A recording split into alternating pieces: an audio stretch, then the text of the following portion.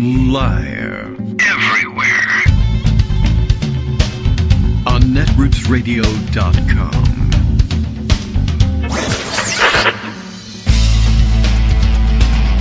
David Waldman.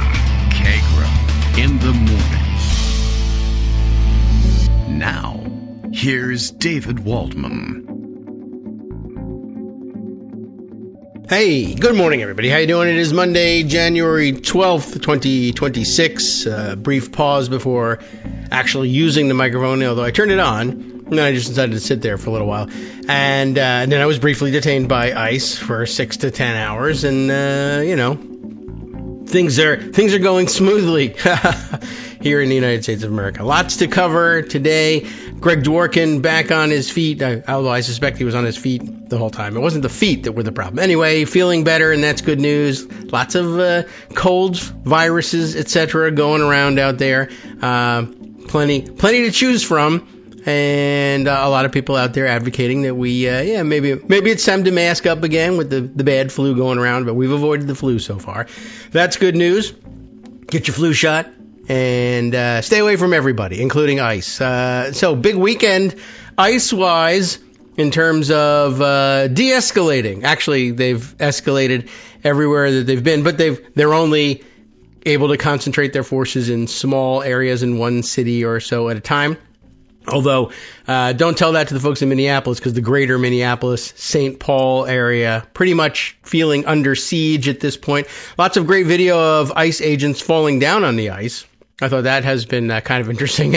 They don't look too good, and it's just extra funny to see ICE agents falling on ice. But it's rough out there, and the administration continues to lie with great verve and gusto about exactly what's going on, and big rallies over the weekend. And by the way, new protest track has dropped. I'll see if I can't line that up at some point. In the Philadelphia protest outside of City Hall, an artist, I don't know whether it's, I assume we now call them recording artists, singer. And I don't know anything about her career, so I can't comment, in an informed way about who she is and how awesome she is and what her career has been like to this point. But she's put together a really interesting and very haunting protest song, which is just, it seems right for the times, having just watched ICE kill Renee Good. And now, of course, more and more names being recalled of people that they have roughed up, shot, disappeared, and killed along the way as well. And it's growing into a movement as well. It should. This is what happens when government crackdowns like this get out of hand, except, the government wouldn't admit that it's out of hand. This is actually pretty much what they're out there to do. Sow chaos, make everyone afraid, and produce a social media show that, because Twitter isn't real life, but everybody believes that it is real life, looks like the entire country is under siege, even though they're only able to do it one city at a time.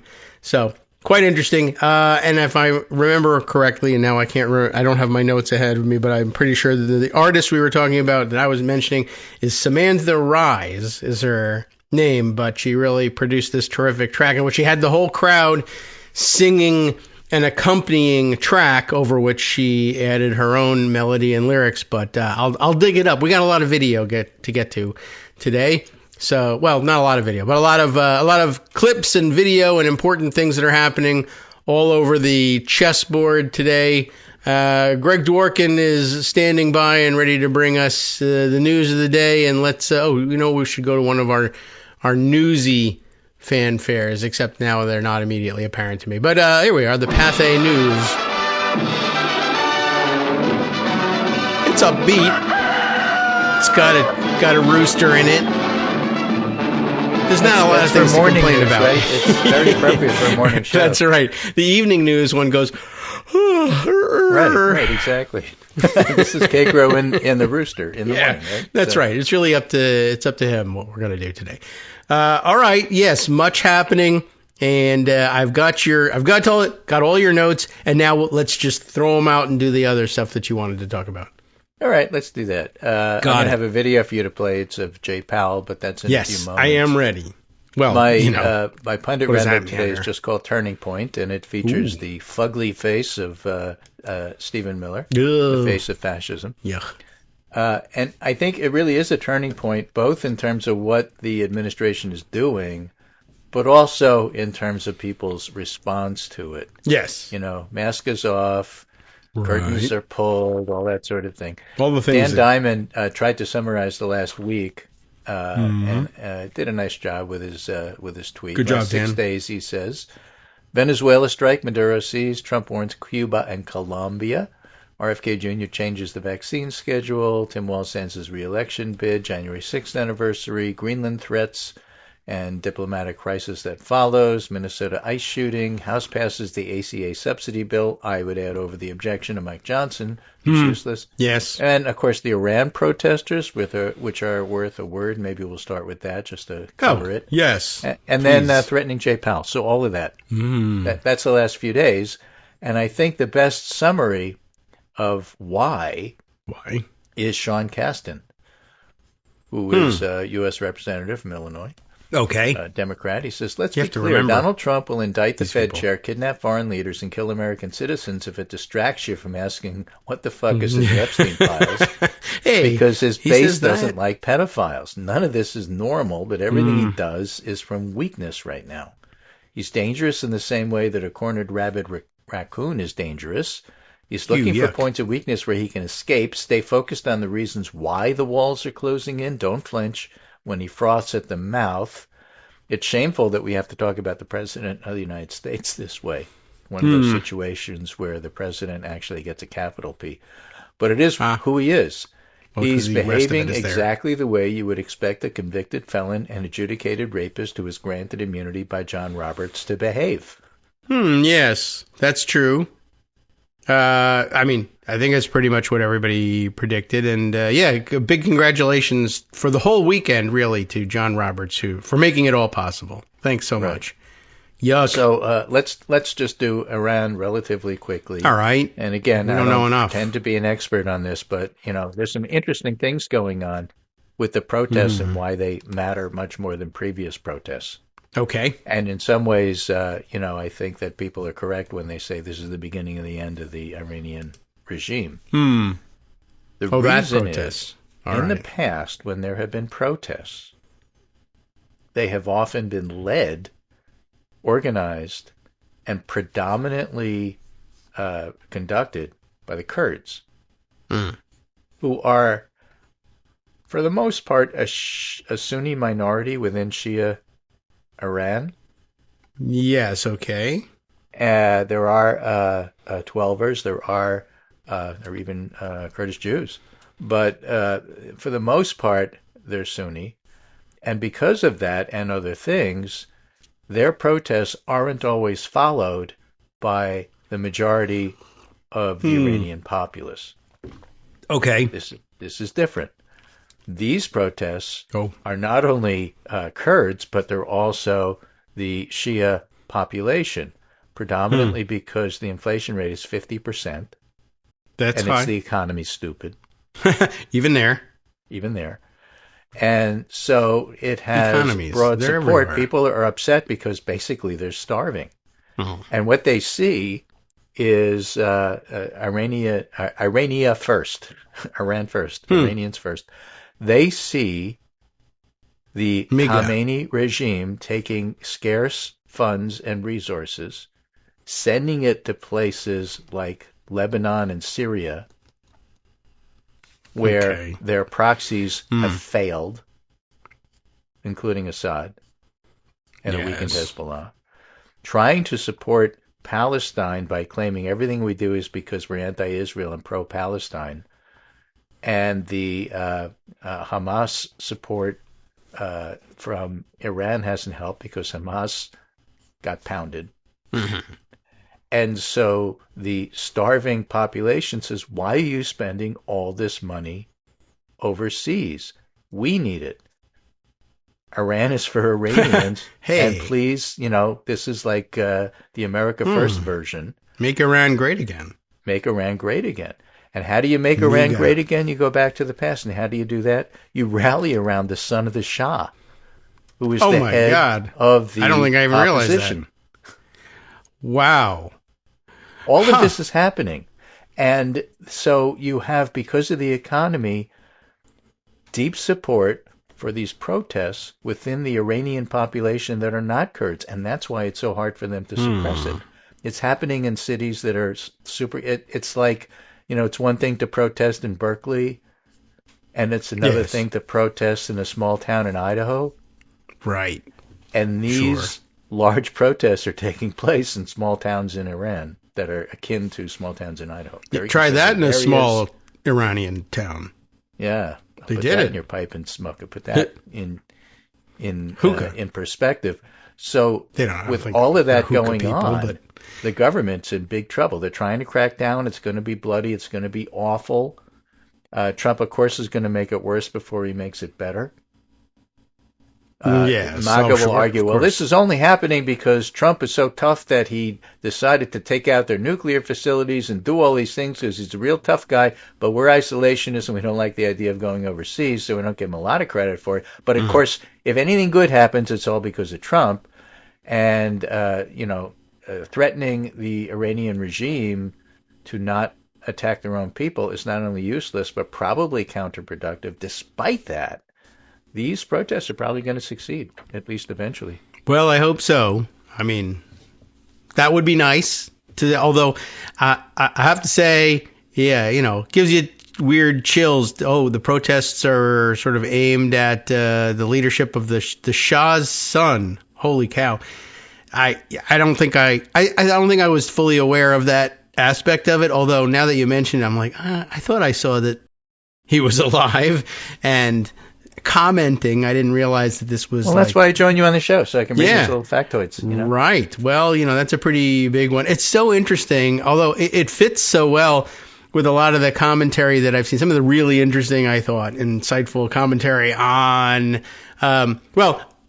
everything. Everything that's going on, but basically pointing out the chaos agents and the people who have signed on with the big chaos agent, all in an effort to, tear down the old system or smash the administrative state or whatever it is, or isolate the United States, withdraw from NATO, and who cares about the old alliances, that so much of the current world order, which they hate so much and want to destroy and reorder so much, was built very much consciously to advantage the United States and its allies to some extent, but mostly the United States. It was true, and as the world power, the world hegemon, they could do that, and yet they're intent on smashing it.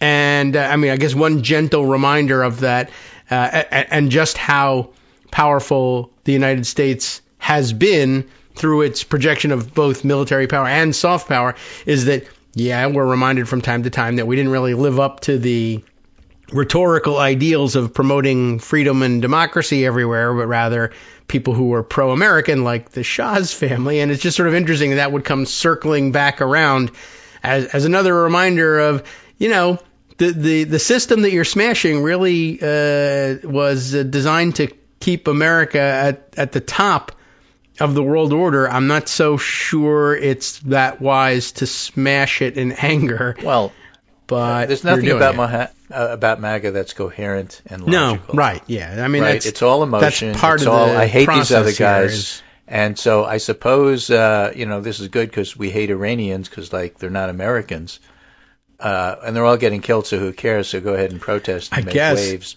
But who knows? I do have to tell you also, I saw a headline, looks like a New York Times headline that somebody grabbed. I don't think it was accredited, but that's their font there. Times New Roman. Trump is briefed on options for striking Iran as protests continue. And I have to tell you that it took a second read to figure out, is he saying, this is a great chance to exchange love letters with the regime in Iran, like with North Korea. I'll kill their protesters for them, and then they'll like me. Or is it, no, I'm going to take advantage of the chaos and strike the regime? I'm not sure. He threatened the leaders of Iran that if you crack down on these protesters, we'll crack down on you. You shoot at them, we got guns too, we'll shoot back. That's basically what he said. Well, there you go. That's part and parcel of our rhetoric doesn't always live up to things. You can't crack down on free speech protesters unless, of course, they're here, in which case, yes, absolutely. Right. So, and that distinction between what we're doing at home and what we're doing abroad, of course, has not been lost on people. Right. People have the right to protest in free speech, except here where you don't. So, that's the tie-in. Because that's the American But it's ideal. important enough story, I thought I should at least, sketch out what's going on there. And definitely keep an eye on it. If you want to read more about it, please do go to experts. Yeah, but, you see it's got a domestic angle. Sure. It's got nuance. Yes, it does. And always got to have an eye on Iran. Trump always looking for a chance to stomp on them if he can, but also part of the emerging BRICS alliance and alternative world ordering cabal. That's part of it, and part of it is I need distractions because the Epstein files haven't been released yet, so let's do anything. Let's bomb Mexico. Let's overthrow the government of Cuba. Let's do Venezuela. Let's do body snatching. Let's do anything so that you guys stop paying attention to the fact that the Epstein files haven't been released according to law, except Thomas Massie is going to sue him with Rocahana. So I'm glad they're suing. Nothing Trump hates more than suing. Well, or being sued. He doesn't like that much. But I did see a good suggestion. In court, and he does that a lot. That's true. When he goes, he loses. So that's good news. Someone did suggest online, I saw that the Danish government maybe needs to talk to the Greenlanders about quick changing the name to Epstein Island to see if they can dissuade him. Safe. Right. I want nothing to do with this. Yeah, I want it. It's a lose-lose for them. Right. Sure, you can't tell. Because then they'll say, a better Epstein Island. I'm all in. Hot. No, it's very cold, but I see what you're talking about, sir. Maybe. Now, he also threatened Jay Powell, who is the independent chair of the Federal Reserve. The markets don't like that. Even the Supreme Court doesn't like that. Let's see what Jay Powell did in response, which I think is quite interesting. Yes, I see he sent out a distress signal as Warner Wolf to Obi-Wan Kenobi. Play the tape. Okay, Obi-Wan, you're my only hope. Good evening. Good evening. Hi, how are you? On Friday, the Department of Justice served the Federal Reserve with grand jury subpoenas, threatening a criminal indictment related to my testimony before the Senate Banking Committee last June. That testimony concerned, in part, a multi-year project to renovate historic Federal Reserve office buildings. I have deep respect for the rule of law and for accountability in our democracy. No one, certainly not the chair of the Federal Reserve, is above the law. But this unprecedented action should be seen in the broader context of the administration's threats and ongoing pressure. This new threat is not about my testimony last June or about the renovation of the Federal Reserve buildings. It is not about Congress's oversight role. The Fed, through testimony and other public disclosures, made every effort to keep Congress informed about the renovation project. Those are pretexts. Aha.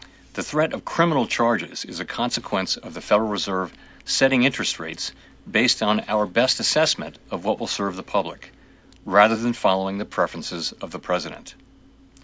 This is about whether the Fed will be able to continue to set interest rates based on evidence and economic conditions, or whether instead monetary policy will be directed by political pressure or intimidation. I have served at the Federal Reserve under 4 administrations, Republicans and Democrats alike.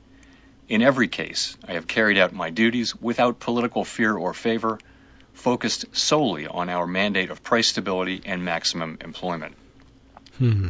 Public service sometimes requires standing firm in the face of threats. I will continue to do the job the Senate confirmed me to do, with integrity and a commitment to serving the American people. Thank you. Hey, you're welcome. So that's remarkable in a lot of different ways. First of all, that he made a video at all. Second, that he decided to communicate with the public by video, which goes viral, and it did. Yeah, third, of course, that he's not going to comply to any of these threats. And fourth, he's got more backbone than any Republican in Congress. Yes, or as others pointed out, any of the university presidents who probably could have done the same thing. Or lawyers, law firms. I mean, you name it. I'm not certain they would have the same impact, but they certainly could have tried it. I mean, it does carry some additional weight given who he is and what he represents. And I'm not certain necessarily that the president of, I don't know, Columbia University can address the nation and get their attention, but it was worth a try. But right. No. So Garrett Hake over at NBC says, President Trump tells me he knew nothing about the Powell investigation, but Powell is certainly not very good at the Fed, and he's not very good at building buildings.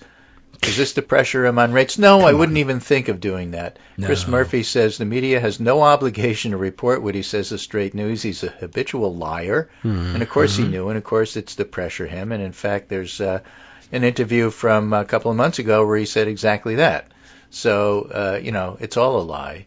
And I think it's interesting that, again, this is one of those things where Powell isn't backing down. Trump is not going to have his way. Even the Supreme Court is very leery of interfering with the independent Fed. The market hates it. A lot of the business leaders said, we don't have to speak out. The market will take care of this for us. And maybe that's true because it's always the economy, stupid. We'll see. Well, economies, they're all over the place, these things. And everybody's got one to deal with. This is fascinating. Also, we having mentioned John Roberts in the Supreme Court, there is the fact that there's the Fed has been the one exception to the court's willingness to allow for presidential domination of what were supposed to be not independent logically. agencies. I mean, there's no rule of law reason for it. It's just that they're conservative Republicans and they don't like the idea of interfering with the economy. Exactly. They did not think that they didn't want that to happen. They don't want to lose their 401ks or their investment portfolio, and they know that most of the country too. Well, look, it threatens the American economy, which in turn threatens the world economy, and it's just I don't know, for whatever reason, just their own money perhaps, or the fear of the backlash of the business community. That's the one they thought couldn't and shouldn't be threatened by a unitary executive, and now he's going right at it, and they have to decide, well, did we mean it, or are we just going to knuckle under to that? So, right. Who knows? So, again, a lot of that going on, but I think it's all important. So this is all part of, he's getting cornered. He's really having to do things that he otherwise wouldn't want to do without even pretending that there's something else going on. And again, Turning Point, name of the pundit roundup today, title of it, this is from Politico. States move to rein in ICE after fatal Minnesota shooting. Legislators nationwide are advancing bills to curb immigration enforcement and limit cooperation with federal agents. J.D. Vance says arresting and deporting these people is absolutely critical to national security. National Democrats are going to get our law enforcement killed if they don't stop lying about this issue and the people working to keep us safe. John Favreau from the Obama administration, now a commentator, says, your government killed an unarmed citizen this week, and if you think we're going to stop talking about it, you can fuck right off. Oh, boy, this is happening all over the place. Yeah, I mean, so, there's incredible amounts of pushback about this. A random Twitter person posts something, which I think is pretty cool. Okay. Politico says, highly problematic. Trump administration faces internal doubts over ICE shooting response. Not that they shouldn't have shot her, but that we don't like how the PR campaign is going. And the commenter, the provost, says, feels like Miller's plan has been to provoke enough unrest that Trump could invoke the Insurrection Act ahead of the midterms, but they've sent Vance out as a mouthpiece for potential sacrifice because Renee Good's death hasn't played well, even with ICE supporters, which is true. This is not a popular thing, and he's not winning the public relations battle here. No, he's not, and Greg Bovino isn't helping him any either, just with his huge aggressive Mr. campaign. $50,000 in a paper bag guy isn't helping He's been either. Out there. Tom Homan. He's sounding pretty mumbly these days, too. I don't know, he's gotten very odd, but full battery of liars on the Sunday shows yesterday. It was a rather disgraceful performance, and everybody kind of, I felt like there was a national eye roll going on as Kristi Noem sat on the set with Jake Tapper and just denied everything. And he called her on it, and it was pretty good. Yeah, it's just kind of remarkable how willing they are to stand there and say these things, and the most absurd possible interpretation of things. But then on top of it, in the middle of everybody's shock and dismay, even like as you said, Republicans or even some Trump supporters, ICE supporters saying, actually, this one's kind of upsetting, to have the leadership out there saying, oh, yeah, and she was a domestic terrorist because of what she did right there on that video. And I saw it. It doesn't look anything like that. That's not what happened. Right, exactly. Yeah. This is Gallup polling, by the way. Which Hello, is just Gallup polling. This is party ID. This is not generic ballot. This is party ID. Okay. Who do you identify with? Democrats 48, Republicans 40. Right? Yeah. Fourth quarter last year, 1 year ago, it was R plus 4. Now it's D plus 8. So that's a 12-point swing towards Democrats. The article from Gallup says a new high of 45% in U.S. identifies independents, and that's mostly due to younger generation not choosing a party, just voting with a party. Okay. Like Gen Z votes Democrat. I can see they that, just sure. don't like calling themselves Democrat. That sounds like them. Because they don't want to be identified with Chuck Schumer. I don't blame them. Yeah, I mean, I understand. Who, by the way, keep is going. doing his job. Yes. What's the job of the majority leader in the Senate? Being a lightning rod, generally speaking. Being a lightning rod. And raising money. Recruiting candidates. Yes. Mary Peltola is in to run against Dan Sullivan in Alaska. I saw that in the seconds leading up to the show, and then saw this is a former representative, and I said, "What happened?" I missed the former part. The fish stopped voting. Yeah, I guess. So she announced she's pro-fish and pro-people, and she's in. Yeah, all right. Well, good. It's the people who will be doing the voting, but the fish will be rooting for you, I think. Right. All right. Very interesting. We'll check back in on that. And I don't know. There's about a million other things happening as well. And, including over here locally. So this may be it for the segment. I got to talk to you about that over the break. Oh, okay. We can do that. And then I'll be back tell on you Wednesday guys. regardless. Okay. Very good. Thank you. I appreciate it. Glad we could hang in there at least for the one segment. We'll be right back. Well, I will. Hi, I'm Scott Anderson, the guy that writes the daily summary for this show, Kagro in the Morning. Thank you to everyone that supports this show. Many of you send donations through PayPal, Patreon, Square Cash, Radio Public, and so on. Some of you write your own essays and send them in, or read articles with your own commentary. We appreciate it. Now, some of you are listening to this and thinking, I'd like to help, but isn't there something I could do that wouldn't require money or effort? Why, yes, there is. You can just like us. On Daily Coast, they call it the recommend button. YouTube has a thumbs up. There are hearts and likes and love buttons. Tap our love button. Tap our love button every day.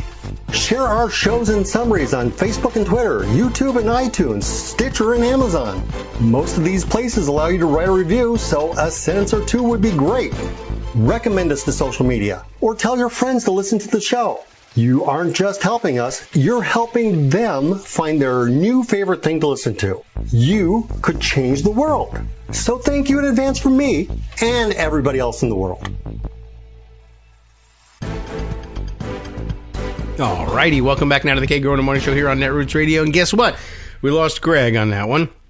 There's a little bit of activity, normal stuff at the house, but just stuff that makes it noisy and requires some attention. So we'll get him back here for an extended Wednesday segment. That is to say, extended versus this one. No more extended than his usual segment because Abby protests after a certain amount of time. And even if we've got more news to do, she just sort of has her schedule, and that's that. Okay, let's see. Other things to round up, and there are many. I'm not certain where to start. I will make this announcement, though, something I missed until I think I saw a hint of this last night and didn't interpret it correctly to understand what had happened. But I see now this morning that Bob Weir formerly, I guess, of the Grateful Dead has died over the weekend on Saturday.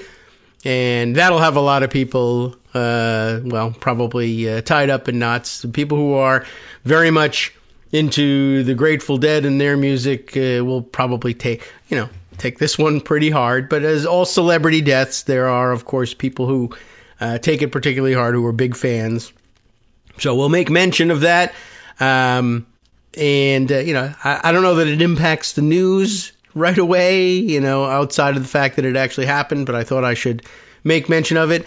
In other, I guess, like entertainment area news, Golden Globes yesterday, and I missed that and didn't pay any attention to it, but it all went great and something, and, I don't know half the people who were there anyway, and it looks like a Golden Globe won by one battle after another, which I haven't seen, but which Scott tells me I really have to go see.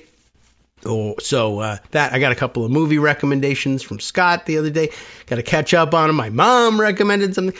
I did find time to squeeze in my mom's recommendation, which was The Apprentice, not the TV game show, but the one about Donald Trump and Roy Cohn. And that, now I don't feel good. I had to watch them on TV for an hour and a half, and it makes me sad and worried for America. But I was already sad and worried for America. So, yes, Greg pointed out to me that the Jerome Powell investigation, and I guess really at this point we kind of have to say, a purported investigation, because, there's nothing to investigate. But I understand that the impetus behind, I don't know whether it was the announcement, but the push to announce that the push to do the investigation or threaten the investigation comes rather incredibly, I think, from Bill Pulte, who was responsible for pushing the idea of investigating Fed Governor Lisa Cook unsuccessfully, and had that whole thing collapse on him and be revealed as a frame-up. And, of course, Pulte also responsible for pushing for the same sort of investigation, alleged mortgage fraud investigation on Letitia James, and that collapsed. And everywhere they've tried to indict her since it's collapsed. The Lisa Cook thing, I think, just sort of is in stall mode. Pulte convinced them also to try to investigate. They never launched it in terms of they never sought an indictment so far, but I think basically targeting any number of Democratic politicians and all over the place. And he's failed at every attempt. So, they're like 0 for 9 on this stuff. In addition, of course, that the investigation, such as it is, were it to actually proceed, for Powell would be in D.C., meaning that the U.S. Attorney for Washington, D.C., box wine enthusiast Judge Jeanine Pirro, would be responsible as the person who's alleged to be the U.S. Attorney in Washington, D.C. I think most people think that they went more or less correctly through the appointments and confirmation process for her, although we didn't really check into it. But, she was confirmed by the Senate on the assumption that the message communicated to the Senate that she was, in fact, nominated to the position by the President of the United States was true and real and not a forgery. Nobody ever investigated that. And you know how I feel about Trump and his paperwork. And I think if you actually did track down the provenance of that nomination, you would probably find a problem or two with it and end up having to void her authority in the same way that they have had to do with John A. Sarcone III in the Northern District of New York, and Lindsay Halligan in the Eastern District of Virginia, and Alina Habba in the District of New Jersey. So, it's worth looking into. But yes, he's also been trying to concoct charges against Adam Schiff, Democratic now senator from California, previously congressman and House of Representatives, that is to say. They're all congressmen and congresspeople, I suppose. Senators are congressmen. We don't call them that, but they're members of Congress. Anyway, I don't know why we adopted that protocol. But at any rate, he was one of the impeachment managers, and so Trump is still very, very mad at him and wants to charge him with fraud.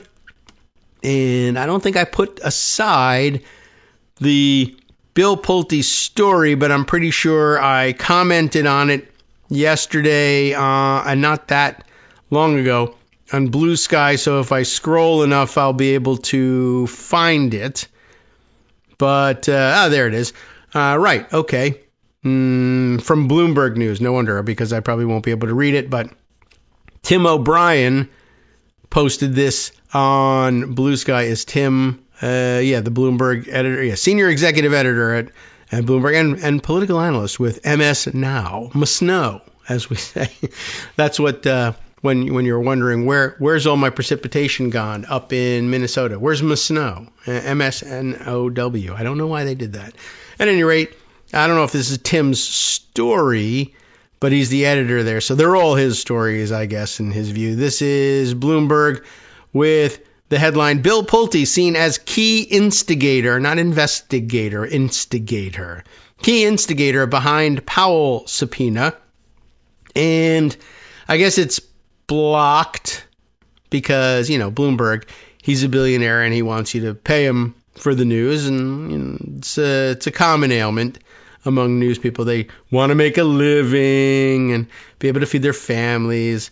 Very boring stuff, but it's true. But I don't feel any need to support Mike Bloomberg on this, but maybe some of the people who are working for it. Let's take a look and see if, let's try, it's telling me it's not available to download. So maybe they've successfully found a way to block reading on this. Is there any excerpt of it in the Blue Sky Post? Well, Tim O'Brien just has this to say. Federal Housing Finance Director Bill Pulte was a driving force behind the Trump administration's decision to subpoena the Federal Reserve, according to people familiar with the matter. And as I said, he was the driving force behind the decision to try to generate a fraud case against Lisa Cook. Same with Letitia James. Same with now Adam Schiff. Same with any number of people. And they've done terribly with it. And so has Jeanine Pirro. She, of course, had the streak of no bills or no true bill. That's the way we refer to it when the grand jury declines the invitation to indict someone. And I mean, she tried 2-3 times with the sandwich thrower guy. A couple of others that likewise have been no-billed, as they end up saying in the slang. Same with Lindsay Halligan. And then, of course, a number of the charges that she did succeed in indicting on getting thrown out for paperwork problems. So it's just pretty interesting. What's really interesting is that Trump keeps listening to him. And doesn't, but he probably lives in a bubble where they tell him, oh yeah, the charges are going swimmingly. Everybody's very upset and totally being prosecuted everywhere you look. So he may have no idea, and he may have no idea that that at least 3 of his supposed acting U.S. attorneys have been ousted along the way. And speaking of being an acting figure, I guess.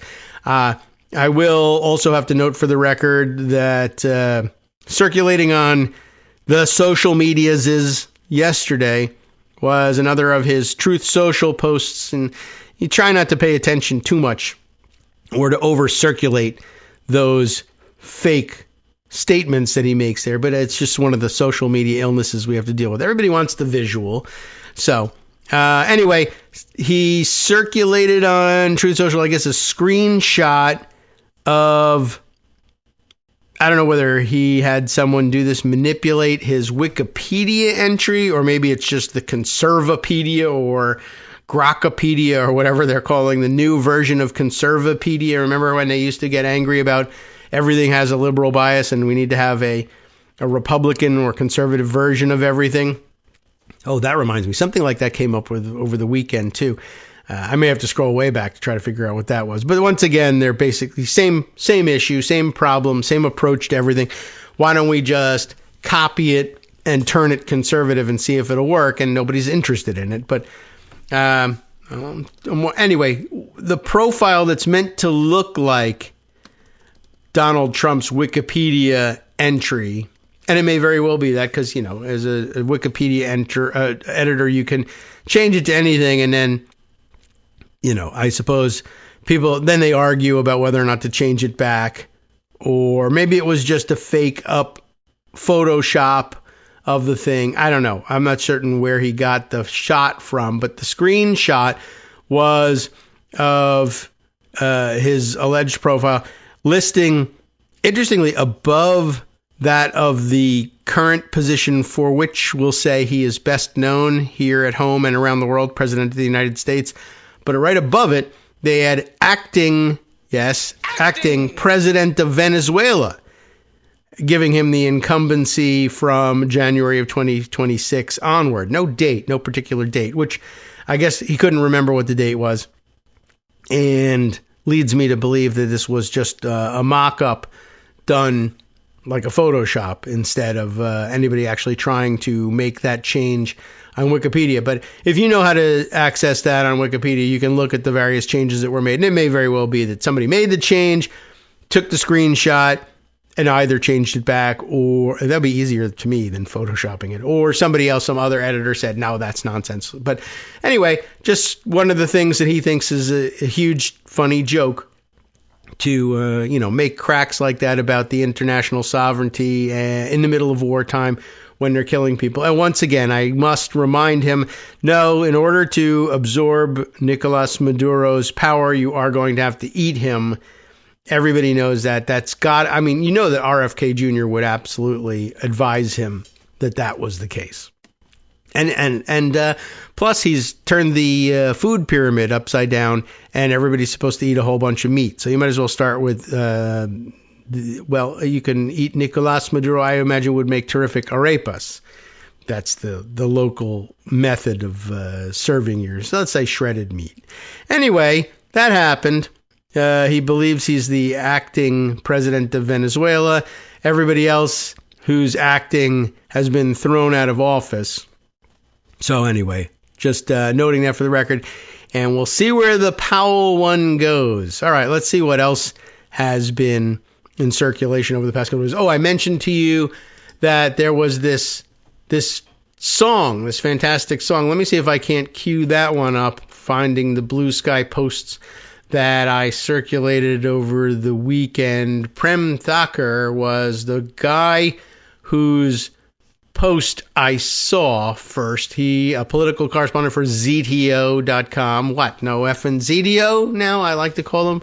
And, I don't read enough ZTO, even though the reporting is fantastic, because a lot of it is either paywalled or sign up for an account, and I hate signing up for accounts. But from all indications, they're doing good work over there, because I run into it several times, and I just find the news elsewhere. And I should be probably supporting them, especially if it's a free account thing. I'm okay giving them my details. If it's money, well, I got to start getting more okay with more. Then I slowly have expanded my circle of subscriptions along the way, just to try to support all of us who are doing this work. Prem Thakur, I guess, I don't know whether he was on the ground in Philly or just found this on TikTok, but either way, fantastic job recognizing the drama and interest of the moment, I think. It might just be like, well, I heard it was a cool tune and I liked it, and I thought other people would like it too. But this is something I think that could very easily spread. It's catchy. It was easy. Samantha Rise, as I mentioned, is the name of the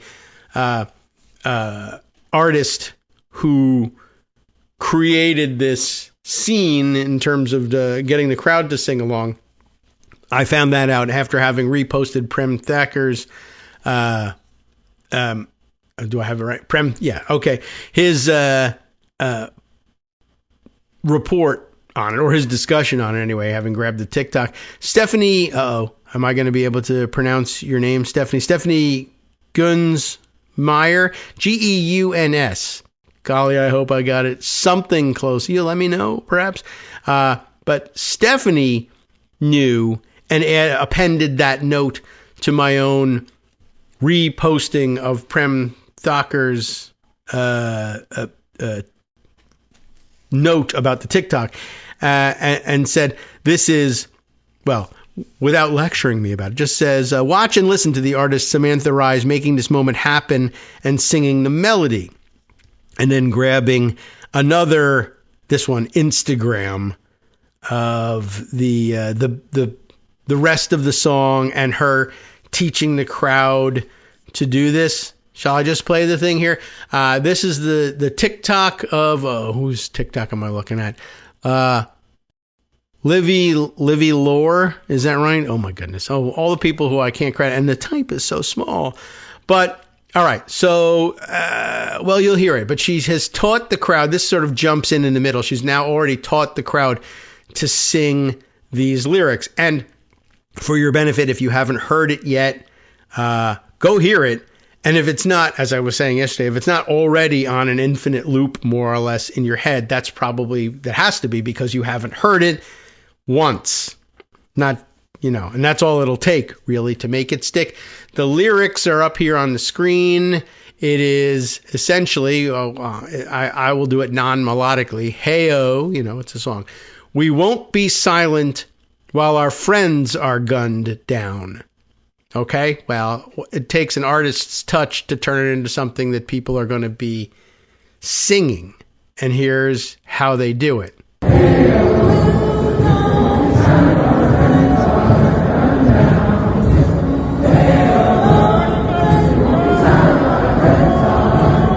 hear it now?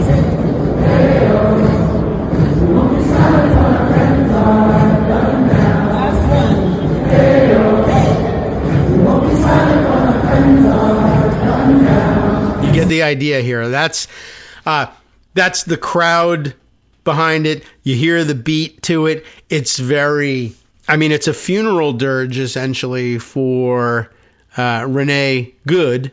I don't know whether that was the idea of it originally, whether it was written before then or whether it was written in reaction. That would be a pretty quick turnaround. It's got more lyrics, more melody to it, but this is what she wants the crowd doing, and of course it's the power of hearing it from thousands of voices in that haunting way, that haunting timbre to it that only a crowd singing, probably in a big outdoor space like that can produce. The sound quality of her rendition of the larger or the overlying melody is not great, but and I'm sure in a studio you could really turn this into something really sharp. But let me see if I can't get that one up on the big computer for you too, and you'll get some idea of how it sounds all together. And keep in mind, Samantha Rise, everybody. About her, I know nothing, but apologies to her about that one. But thanks to Stephanie for pointing out who deserves the credit for having put this thing together. It's really a rather stunning performance. Let's see, why didn't this come through? There it is. All right, so now I got to go over to Instagram, which has, will pitch its own fit about my using it without having installed the app. But all right, here we go. I'll just turn it on because you got it. Sing. Hey-oh, hey, we won't be silent while our friends are gunned down. One more time, say. Tutoring them about this. That's right, sing. We won't be silent while our friends are That's it. Louder. Keep that going. Hey-oh, we won't be silent while our friends are gunned down. Little faster. Hey-oh. We won't be silent while our friends are gunned down. That's it. Say. Hey-oh. We won't be silent while our friends are. You keep that going. Here she goes. I am a sleeping giant. There is a riot in my bones. We will not be silent. That's right. Till all our friends are home, sing that I am a sleeping giant.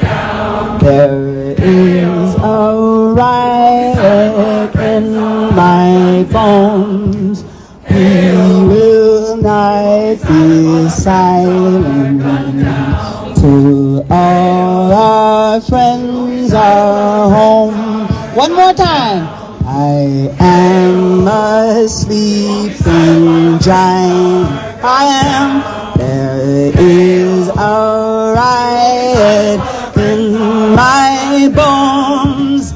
We will not be silent till all our friends are home. Okay, I think you get the idea at this point. It is very powerful to listen to, and it must have been amazing to hear for the first time in Philly with thousands of others out there with candles, etc. And I think obviously easy enough to teach to a crowd in enough time that they didn't get bored and frustrated and stop doing it.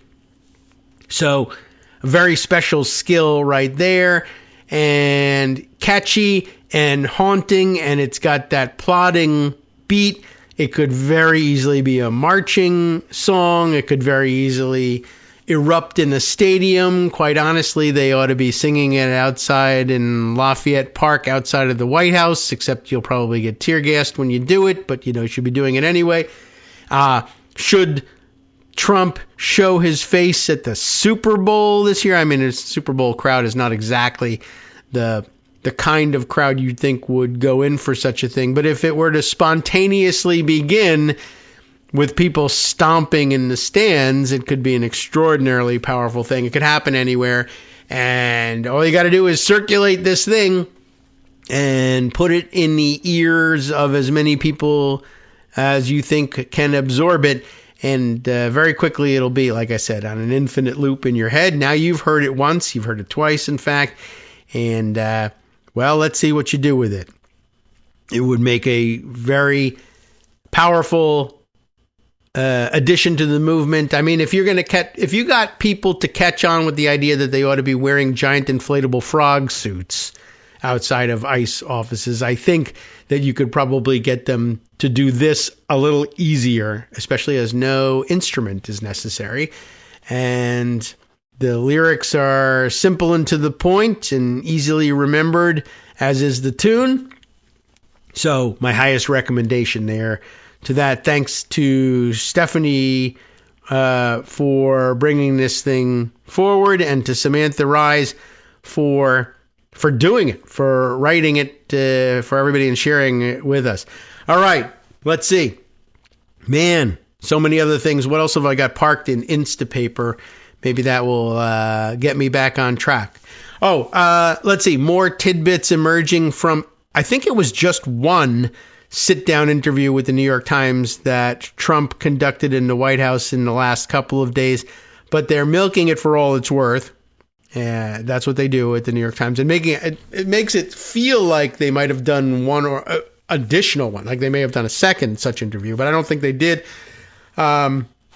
We didn't get to all of the crazy things that were mined from that interview, including something that Scott pointed out and did I put it aside or did I just keep it in my texts from him? But Trump essentially letting them know that, I don't go in for this whole thing where there's international law anymore. And I don't need law to guide me, just my own morality, my own feelings about essentially how the world ought to be ordered, which was, kind of extraordinarily egotistical of him to say, but, par for the course. But I guess in addition, the item that made the headlines, or that New York Times guys have turned into yet another headline about the interview, and I think the whole transcript is now out. And every once in a while when you're moved to praise their skills as interviewers, then you get the transcript and you see the whole thing and you say, oh my God, they just blew the whole thing at the end with some other side note about a story and just basically revealing what access journalists they really are. But anyway, one of the other headlines to emerge from this one: Trump regrets not seizing voting machines after the 2020 elections. How do you like that? The subheader tells us in an interview, the same one, I think, the president said he should have ordered the National Guard to take the machines to find evidence of fraud, which of course landed Tina Peters in jail, but whatever. But added that the Guard might not have had the sophistication to do so. They're great at seizing things, though. I don't think that exactly is what he meant. I think he might have been a little confused about what he was going to, or what he wished he had ordered the National Guard to do, because it wasn't, I don't think, his idea chiefly. It was Sidney Powell, lunatic extraordinaire, who advised him to do this. And I guess, I don't know whether he thought the National Guard would likewise do the investigation. I don't think even Trump is that dumb or weird, but maybe.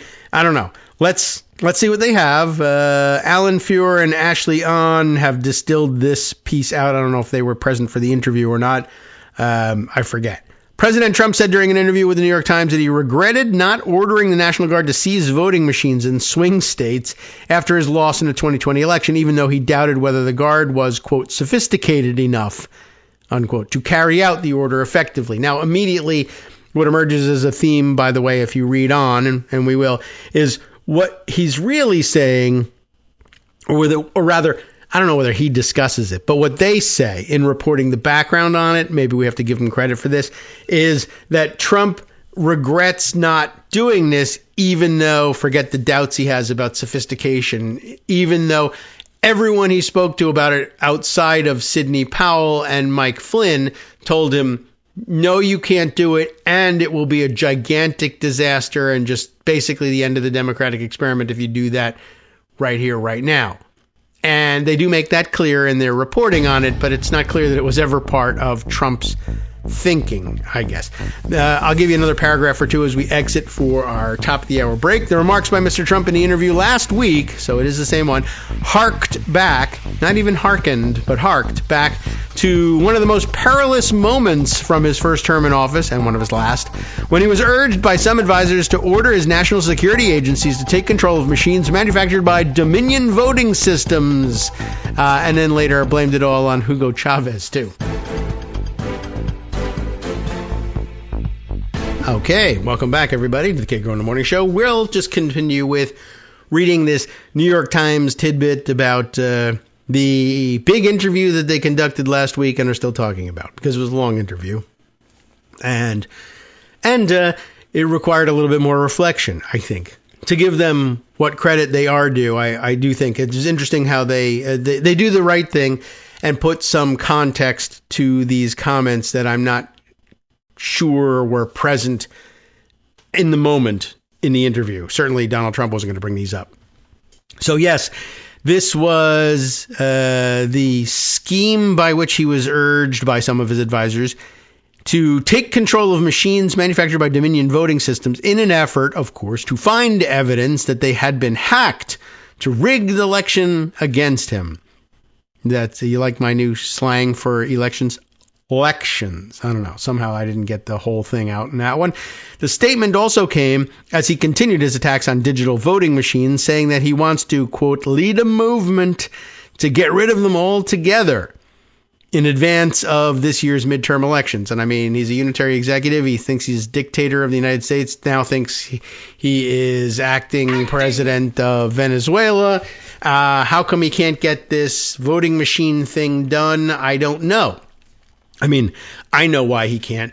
I'd be curious to know why he thinks he can't, really.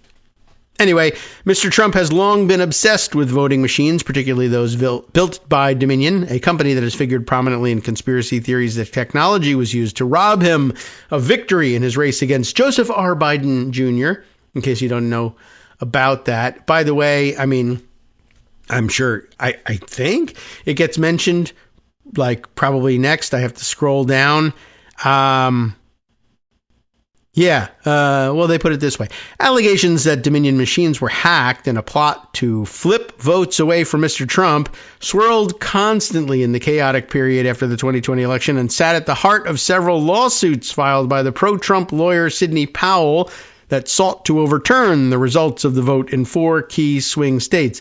And of course, you'll recall, and probably you'll have figured out by now, by the fact that Joseph R. Biden Jr. was president of the United States for the 4 years following this, he lost all of those lawsuits, every single one, anyone having to do with Dominion. And Dominion sued everyone that they could who was involved with the circulation of those allegations, and in many cases won a tremendous amount of money from them.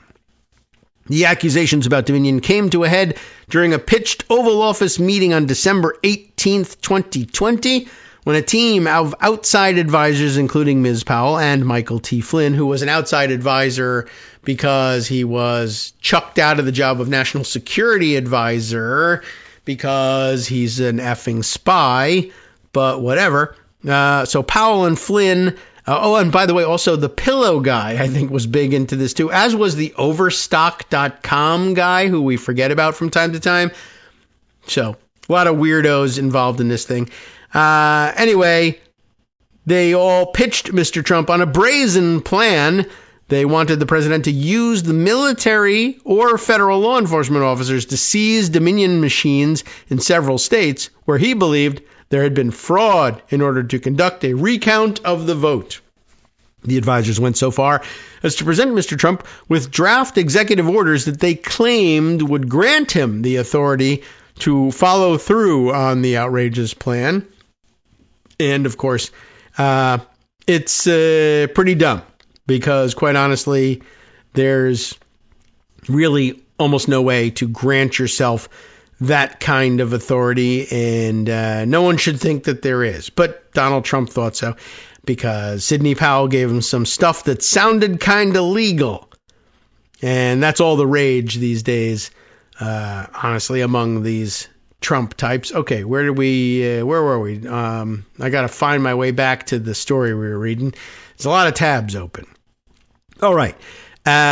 Even proposing the idea of inserting armed federal forces into the administration of a presidential race, not the presidential administration, but the administration of a race, an election. In other words, injecting the U.S. Armed Forces into adjudicating an election shattered the most basic norms of American democracy, and it was vigorously opposed at the meeting by several of Mr. Trump's top aides, no longer present in this administration, I should add, including Pat A. Cipollone, or Patsy Baloney, if you remember our nickname for him, his White House counsel at the time. Not there now. The aides argued that Mr. Trump had no legal basis, and still has none, to seize the machines, and they quickly called other top officials in an effort to persuade the president that there was no evidence that Dominion systems had been interfered with. And, of course, it was Sidney Powell who was behind, I think, largely driving the allegation, bringing the allegation to Trump that somehow Hugo Chavez had hacked these machines, even though at that point he had been dead for like 6 or 7 years. And by the way, they immediately transitioned to, well, who's next? Who's the guy? Nicolas Maduro. Well, he must have had something to do with this hacking too. And anyway, time goes by, unable to make charges stick against American citizens and American officials. He instead looking to make them stick against Venezuelan officials instead. Anyway, that's not in this paper, or not in this report. Still, Mr. Trump explored the possibility of seizing the machines. He raised the question separately with Attorney General William P. Barr, who immediately shot it down, thankfully enough. And he directed one of his personal lawyers, maybe you've heard of the gentleman Rudolph W. Giuliani. He directed Giuliani to ask high-ranking officials in the Department of Homeland Security if they could legally seize the machines. Again, he was rebuffed. So he was definitely interested in doing it. And basically he just asked, well, can you seize the machines? No, it would be illegal for us to seize the machines. Well, how about you? Can you do it? No, it would be illegal for all of us, sir. Well, but what about you? You haven't said no yet. One of his favorite legalistic games. You've told me why the Department of Homeland Security can't do it. What about the National Security Council? Can they do it? No. But it has national security right in the name. Doesn't matter. In the end, Mr. Trump did not move forward with the proposal. Maybe he's not so unitarian executive after all. He didn't move forward with the proposal, a decision he said in the interview with the Times that he regretted. That's the new news hook. Well, I should have, he said. Asked whether using the military to impound voting machines had been a viable option, the president questioned the sophistication of the National Guard. Maybe that's the reason they all said no to me. I don't know that they're sophisticated enough, he said. You know, they're good warriors. I'm not sure they're sophisticated enough in the ways of crooked Democrats and the way they cheat to figure that out. So it sounds like he actually was saying, oh, sure, not only would they be seizing the machines, but they would be conducting the forensic audit investigation, for quote-unquote forensic audit, to find the fraud. No, they wouldn't. But, you know, he's quite dumb and not really clear on the concept he's advocating. Mr. Trump's expression of regret, while somewhat vaguely worded, was nonetheless a warning sign that he had not given up on the idea that voting machines were dangerous or that they could be seized in an effort to curb fraud. You know, none of the guardrails are there anymore. Just last week, he reposted several social media messages that continued to push the claim that Dominion machines had been rigged against him. I mean, everybody around him has been sued and lost huge judgments to Dominion, but I guess he's now figured out I'm immune from that, so I'll just continue to do it. And last month, he sought to pardon Tina Peters, a former Colorado County clerk who was serving a 9-year prison sentence on state charges of tampering with Dominion machines in an effort to prove that they were used in a plot against Mr. Trump. Before I go on with this, I have to bring you the terrible news. And again, I'll give myself a note to look for it. But Jared Polis, governor of Colorado, as you know, has come under pressure from Trump to either pardon Tina Peters himself, because of course she was convicted under state law. So the governor has got the power to pardon her. But instead, Trump doesn't want Polis to get the credit for pardoning her. And there would be very little credit in it. But instead, he says, why don't you transfer her to federal prison instead of state prison? And then I will, rather than, I don't know, he may think he can pardon her then, but instead I think the scheme was, I will simply, as unitary executive, direct the Federal Bureau of Prisons to not imprison her anymore. I order you to open her cell door and give her stuff back like on TV, and then send her out the door. And then I guess the Blues Brothers will meet her on the outside. I don't know exactly what happens after that, but just let her out.